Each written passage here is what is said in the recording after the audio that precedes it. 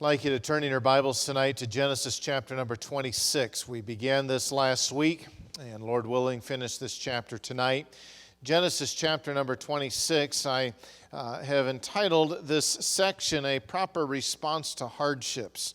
And what we discover is that Isaac faces a number of hardships going through this. We saw last time in the first 7 verses of Genesis 26 that there was a famine to endure. Our tendency oftentimes when it comes to trials is that we don't want to go through it, we want out of it, or we want to go around it.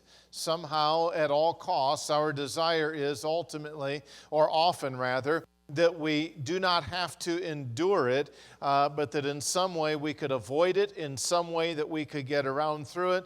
The reality is sometimes God is simply going to allow famines, so to speak, in our own lives.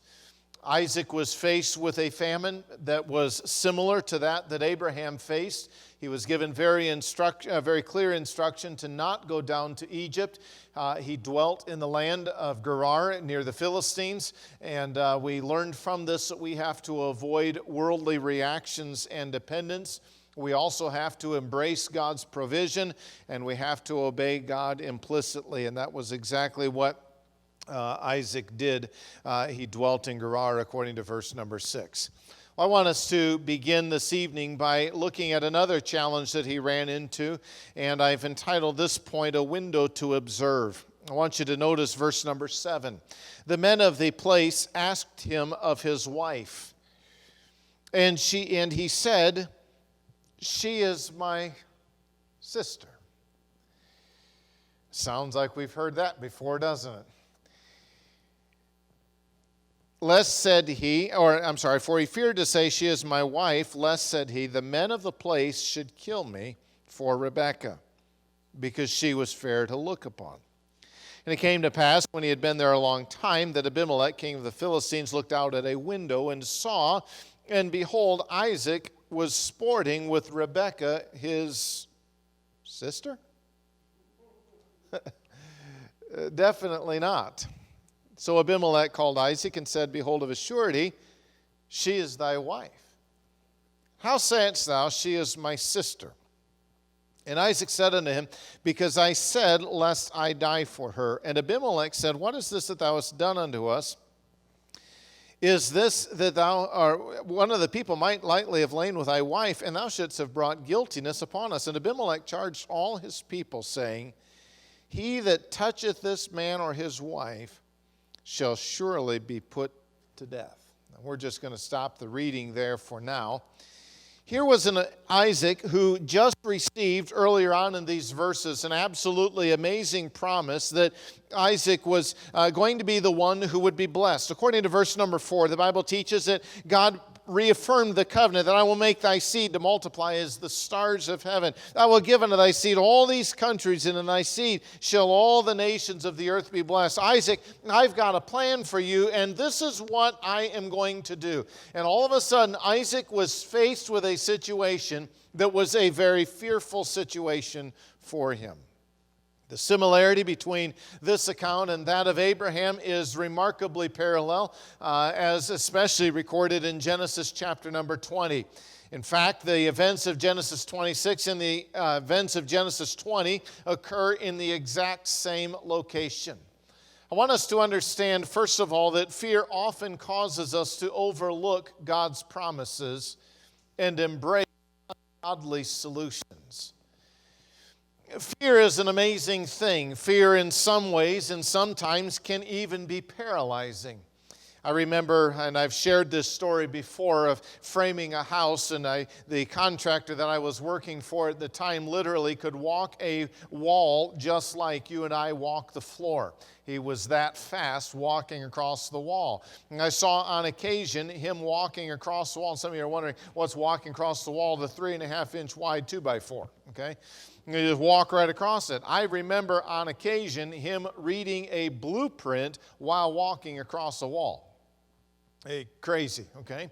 I was nowhere near that comfortable. Well, I recall one time getting up on a wall, an outside wall, and the basement was an above-ground basement on that particular side, so essentially it was 2 stories high. And I remember standing on a 3.5-inch wide board with about a 20-foot fall to my right and an 8.5-foot fall to my left. I preferred the one to my left, not the one to my right. I remember literally being paralyzed with fear. I could not pick up a foot. Not too long ago, I was in Wyoming and realized how long it's been since I've walked across trusses. Got out on one, I was like, this doesn't feel like it used to feel when I was a whole lot younger. There's a lot of difference going on right now with this, and I found comfort in some rebar that was sticking up a little bit over to the right. It's a different thing. Fear is an amazing thing. The Bible tells us the fear of man bringeth a snare. It's amazing what we do when we are fearful of man. Oftentimes, it causes us to overlook God's promises, and we embrace ungodly solutions. Have you ever been filled with fear in your life before? You ever had a fear of not being able to pay the bills? You know, sometimes we forget the fact that God has promised to meet the needs of those who put Him first. Amen. And what do? We embrace ungodly solutions. We assume that it's our responsibility. And we suddenly take ourselves out of church, or we take ourselves out of a work environment that is, or put ourselves rather into spiritually detrimental. Why? Because we're fearful. Fear causes us to do a number of things. It was Peter who had the faith to step out of a boat on a stormy sea and walk across the water to Jesus.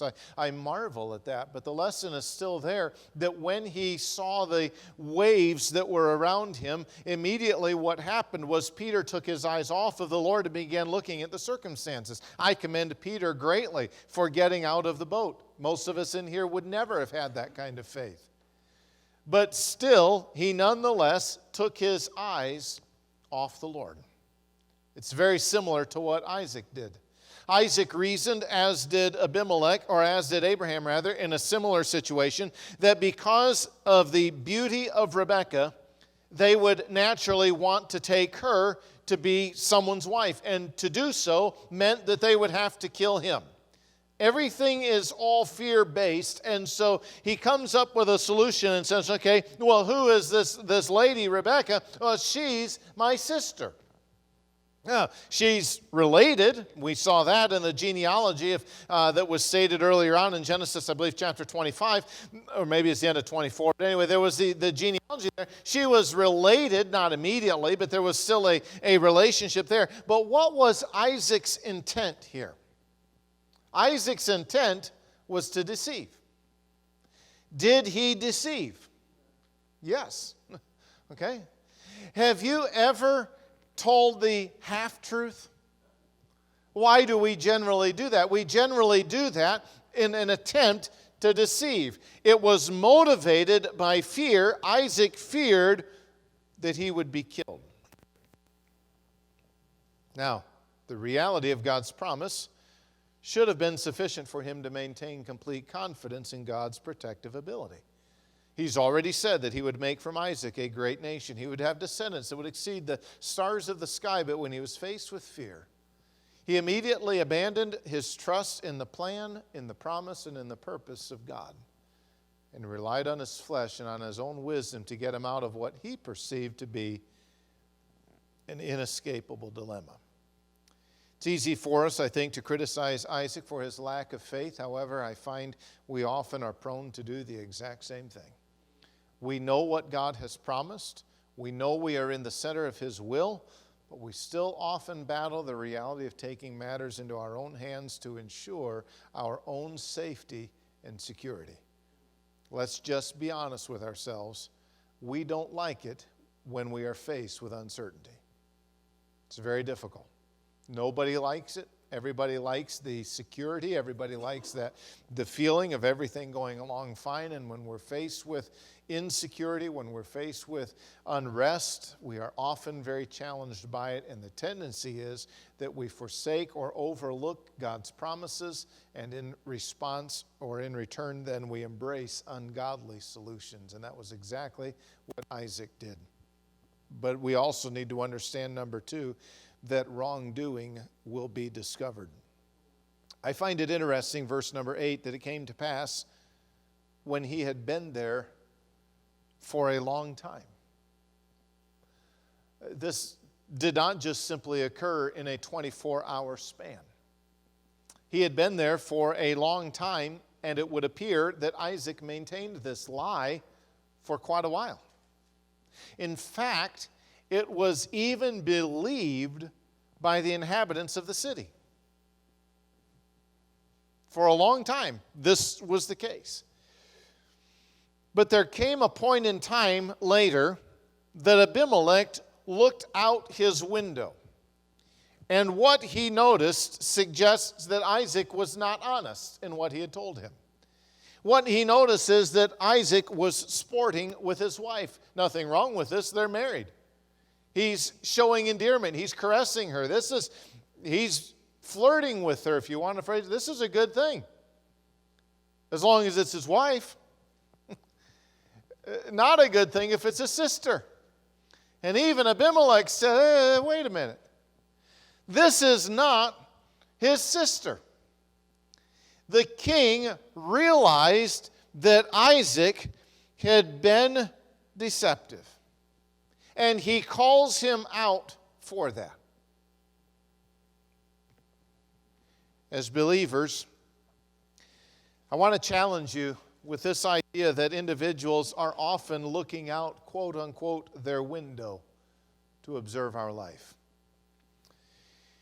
What they see must be consistent with what we proclaim. Been reading bunch of different books on leadership, and one of the keys that often comes back is the authenticity of leaders. People naturally want to follow someone who is authentic. Most people do not want to follow someone that they perceive to be dishonest, or they perceive to be two-faced in some way and hypocritical. Authenticity is such that oftentimes creates a much greater following and a much greater sense of loyalty. But oftentimes as believers, we find that our actions are hypocritical. We find our actions are at times even very damaging to our testimony. If somebody were to look out their window at your life, would they see a life that validates the claims, or would they see an inconsistent lifestyle in proportion or in relation to the claim that is made? What would they see? The Bible speaks extensively on the importance of maintaining a sound testimony in the eyes of others. Here are just a few passages. I'm not going to bring them up on the screen, but you can listen to them. Jesus said in Matthew chapter 5, beginning in verse number 13, "Ye are the salt of the earth. But if the salt have lost its savor, wherewith shall it be salted? It is thenceforth good for nothing, but to be cast out and to be trodden under foot of men." What good is salt that is not salty? Has no value. It's not able to fulfill the purpose for which it has been created. He continues and he says, "Ye are the light of the world. A city that is set on a hill cannot be hid, neither do men light a candle and put it under a bushel, but on a candlestick, and it giveth light unto all that are in the house. Let your light so shine before men, that they may see your good works." To use this analogy that I've used from Genesis 26, when they look out their window, what they see is a lifestyle that is consistent with the profession. And the result is that they glorify your Father which is in heaven. Paul alluded to a similar analogy in Philippians chapter 2. It was there that he stated in verse 14, "Do all things without murmurings and disputings." Stop grumbling. Stop fighting.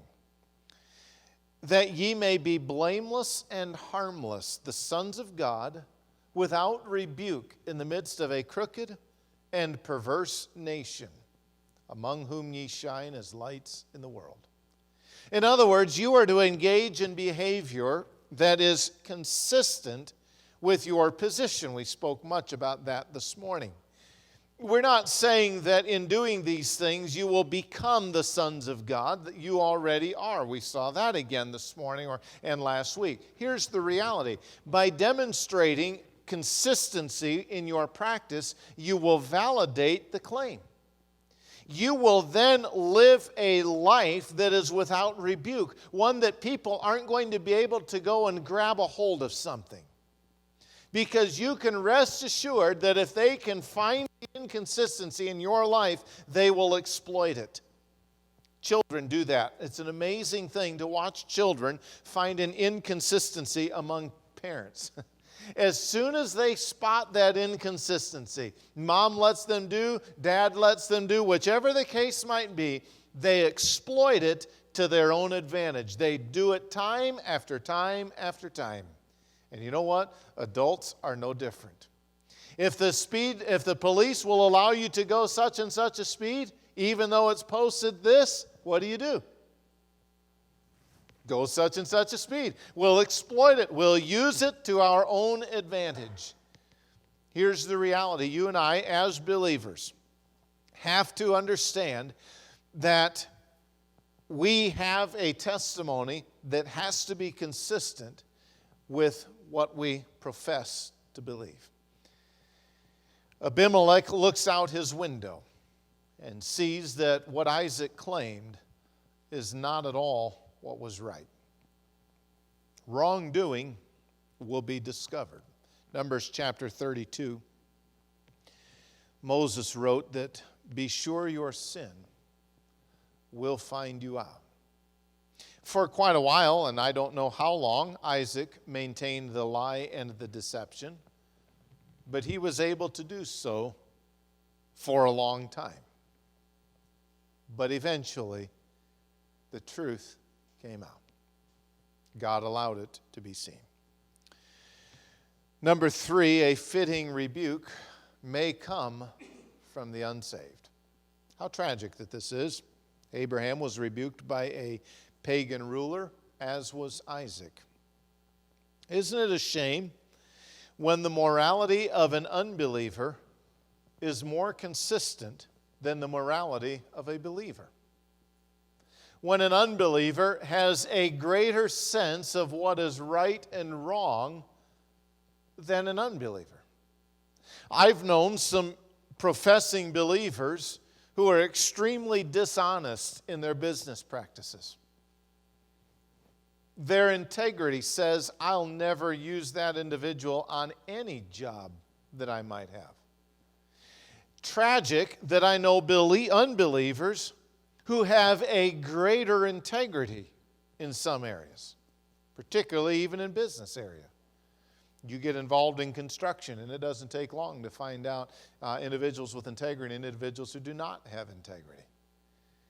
What a shame that God's people are not able to be relied upon. There's a problem with that. Well, Abimelech calls Isaac. He said, "Behold, of a surety, she's thy wife." Isaac, I know this is what you said, but I'm telling you that I guarantee she's your wife. How sayest thou, she's my sister? Why did you say this? Why did you deceive? Notice his response. Isaac said unto him, "Because I said, lest I die for her." I wonder if she was there and if he got smacked. He should have. I don't know that he did. In case I die for her. I don't want to give my life for her. It's all about him. It's all about self-protection. Isn't that why most people lie? It's motivated by a sense of self-protection. Why did you do this? I did this to protect myself. The focus was not on the Lord. The focus was not on his testimony. None of that. It was self-centered. And he said, this is why I lied. Well, Abimelech continued to rebuke Isaac, and incidentally needed to. Abimelech said in Genesis 26 and verse 10, what is this that thou hast done unto us?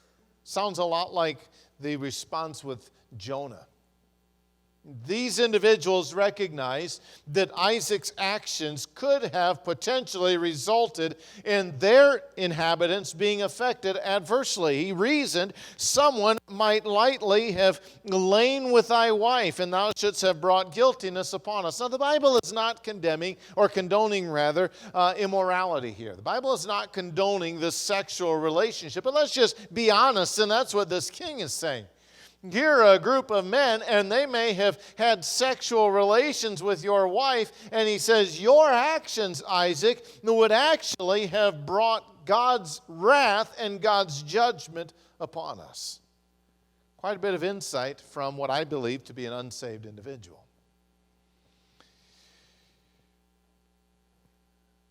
I don't know either, by the way, that he was recognizing Isaac's God as the God. I think he probably, as most pagan rulers, recognized we would anger your God. Okay, not the God per se, and that's how I understand it, but anyway. And Abimelech charged all his people, saying, he that toucheth this man or his wife shall surely be put to death. Wow. Now, let me ask you, was God capable of taking care of Isaac and Rebekah? Absolutely. Fear does some amazing things. But we must rest assured that when we are guilty of engaging in this kind of practice, that our wrongdoing is going to be discovered. We're going to be called out on the carpet, so to speak, for it.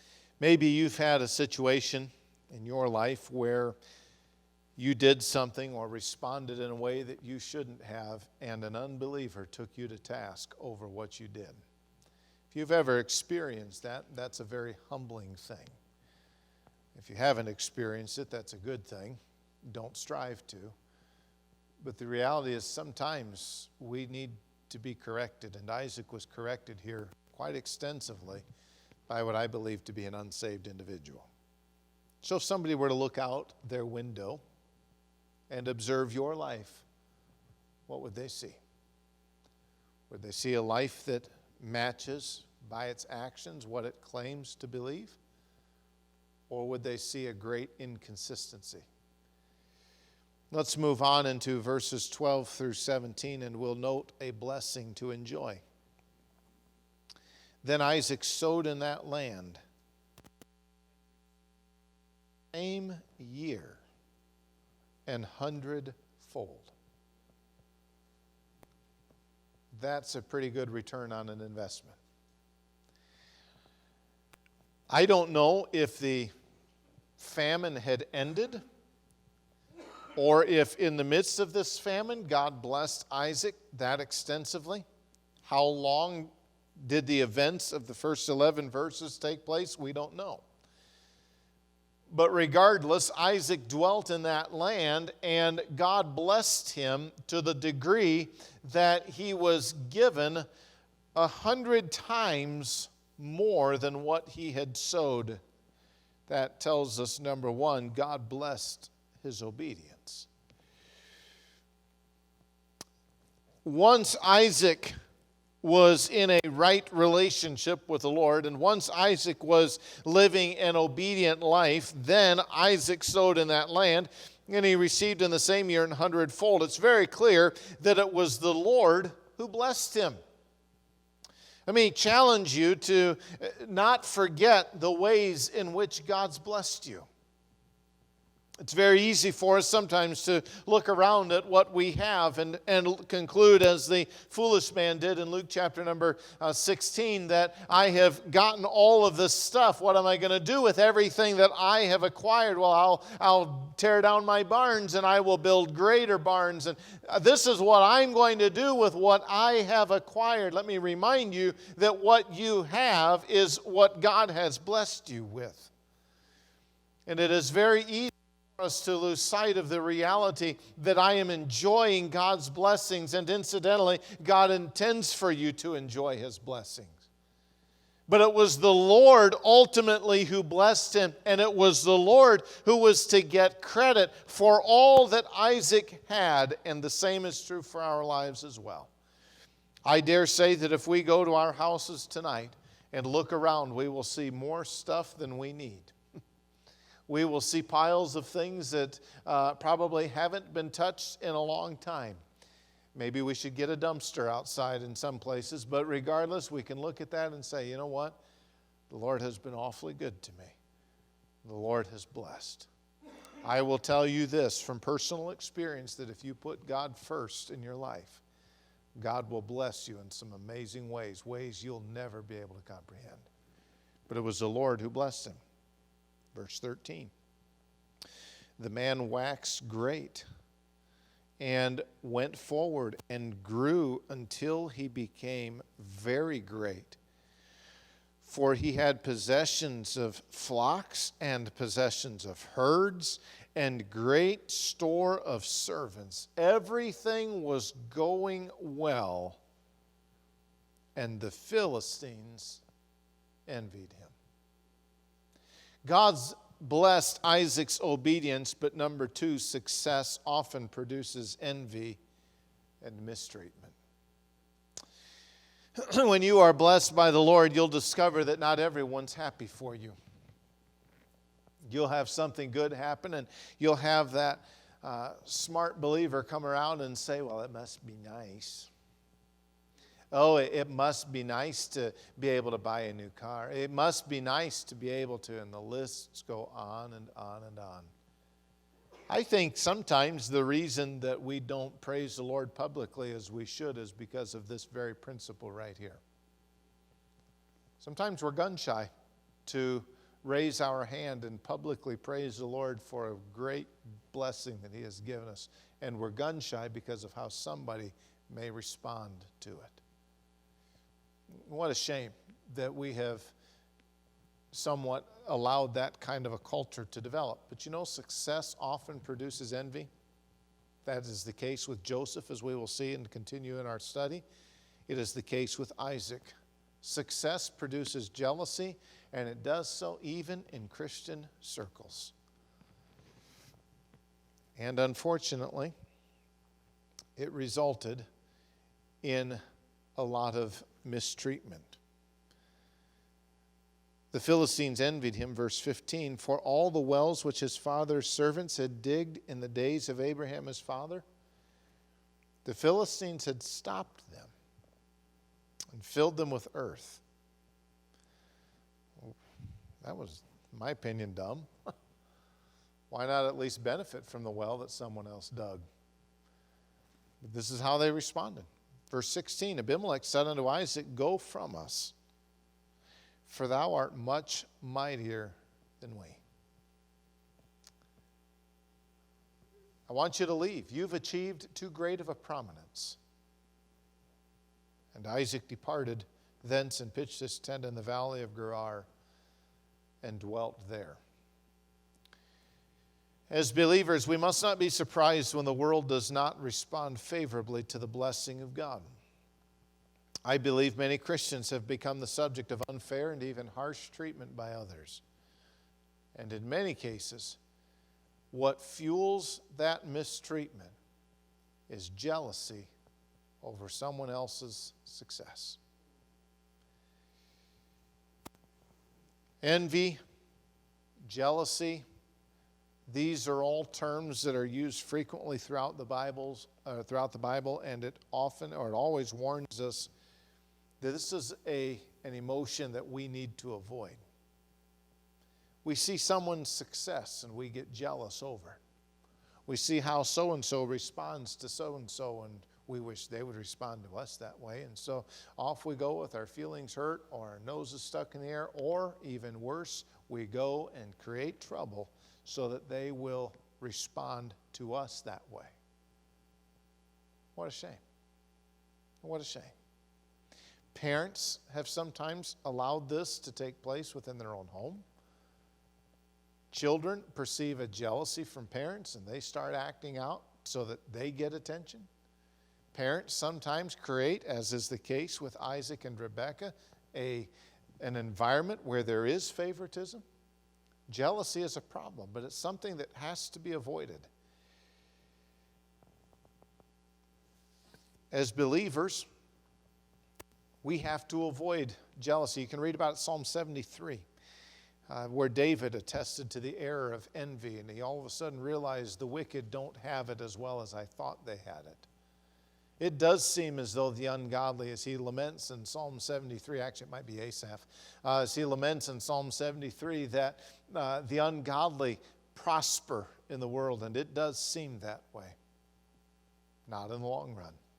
And David, I think it's Asaph, came to that realization very much. Proverbs chapter 14, verse 30 makes this observation. A sound heart is the life of the flesh, but envy the rottenness of the bones. Literally, envy will eat you from the inside out. It will destroy you internally. So avoid it. Number 4, there are some challenges to overcome. Isaac overcame, first of all, adversity. What would you do if they refilled these wells? Isaac digged again the wells of water, which they had digged in the days of Abraham, his father. For the Philistines had stopped them after the death of Abraham, and he called their names after the names by which his father had called them. So, according to verse 19, Isaac's servants digged in the valley and found there a well of springing water. If you've ever dug a well, what is your goal? Water. Okay? You don't want to dig a well and find out there is no water there. Now we thankfully do a lot of tests before we ever dig that well to see if there's actually water there. These people didn't have that opportunity. Think of the extensive work necessary to dig a well. And they found water. This was what they were looking for. And the herdmen of Gerar did strive with Isaac's herdmen, saying, the water is ours. And he called the name of the well Esek, because they strove with him. As soon as he found water, someone else attempted to lay claim to it. If this was their water, why didn't they have the well already dug? It wasn't theirs. But as soon as they got it, oh, that's our water. I find it interesting what Isaac did not do. He did not fight over it. He called the name of it Esek, name of specifically meaning contention. And they digged another well, verse 21. What would you have done? If you went to the work of digging that well, and someone else comes along after you achieved your goal of getting water and claims that well is theirs, how would you respond? I think I would struggle to give them that well. You want this well? You're going to have to take it from me. You're not man enough to take this well from me. What are you going to do? How many fights would we engage in? Recently read a quote. I can't quote it exactly till the end of it, but the essence of it was that we have to choose on which hills we are willing to die. In other words, which battles we're willing to fight. And the statement then following that was, there are too many carcasses on molehills. In other words, sometimes we fight the wrong things, the wrong battles. What would you have done? He went and dug another well. And strove for that also. And he called the name of it Sitnah, a name meaning strife. And he removed from thence, digged another well. Third time's the charm. For that they strove not. Where would you have been in that whole process? Maybe you would have gone past the first well and said, you know what, fine, y'all can have it. And then you get to the second well. You dig another well. And they come around and make the exact same claim. I gave you the last one, but I ain't giving you this one. Not Isaac. This final one they did not. He had gotten far enough away from them, and he called the name of it Rehoboth, meaning a name that means wide places. That's kind of alluded to. He said, for now the Lord hath made room for us, and we shall be fruitful in the land. And he went up from thence to Beersheba. This would be in the southern region now of Israel, and the Lord appeared unto him the same night. This is the second time as recorded in the Word of God, and from what we can observe in Scripture, this is the final time. Doesn't mean that he didn't appear any other times, it's just not recorded for us. And he said, I am the God of Abraham thy father. Fear not, for I am with thee, and will bless thee, and multiply thy seed for my servant Abraham's sake. I will fulfill this covenant. There's no reason to fear. This is exactly what I have allowed. And so he built, according to verse 25, an altar there and called the name of the Lord, or called upon the name of the Lord, and pitched his tent there. This is where he was going to dwell. And there Isaac's servants digged a well. Now there's some commentators who suggest God was continuously drawing him back to the land in which he belonged, and that may be the case. But Isaac not only overcame adversity, but he also overcame mistreatment. So the servants dig a well. Then Abimelech went to him from Gerar. And Ahuzath, one of his friends, let's understand that as an advisor, not as just a buddy or a pal who is wanting to go along for the ride. And Phicol, the chief captain of the army. 3 guys show up at Isaac's tent door. And Isaac said unto them, wherefore come ye to me, seeing ye hate me, and have sent me away from you?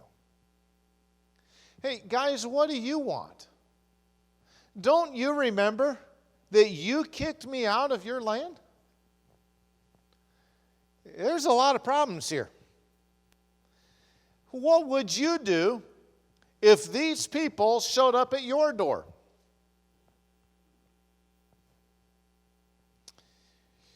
And Isaac, or they said, we saw certainly that the Lord was with thee. And we said, let there be now an oath betwixt us, even betwixt us and thee, and let us make a covenant with thee. In other words, we are witnessing that God is blessing you to the point that you are growing significantly, and now we actually are in danger. So we decide we need to make an agreement with you. Hey, you know that whole asking you to leave thing? I mean, don't take it so harshly. It's just kind of a, simple request. Let's just be buds. We can work this out together. There's no reason we can't live peaceably in this same region. We want to make a covenant, verse 29, that thou wilt do us no hurt, as we have not touched thee, and admittedly they had not. And as we have done unto thee nothing but good, that certainly is questionable, and have sent thee away in peace. Well, they at least sent him away. Thou art now the blessed of the Lord. Have you ever been mistreated by somebody? Have you ever had that same person in turn come to you wanting something from you? What a challenge. And he made them a feast, and they did eat and drink. And they rose up betimes in the morning, or early in the morning, and sware one to another. And Isaac sent them away, and they departed from him in peace. They were fearful for their own safety and the fear of retaliation from Isaac. But Isaac made a feast to them, and the next morning they formed an agreement before they went home. Our natural human response is to mistreat those who wrong us. Scripture condemns that kind of action. Matthew chapter 5, ye have heard that it hath been said, thou shalt love thy neighbor and hate thine enemy. That was the conclusion the Jews drew from the passage in the Old Testament that says to love your neighbor. Nothing was stated about your enemy. So they said that means you get to hate your enemy. And to the Jew, that was anyone who was not a Jew. But I say unto you, love your enemies. Bless them that curse you. Do good to them that hate you. Pray for them which despitefully use you and persecute you, that ye may be the children of your Father which is in heaven. For he maketh the sun to rise on the evil and on the good, and sendeth rain on the just and on the unjust. Continues, verse 46. For if ye love them which love you, what reward have ye? Do not even the publicans the same?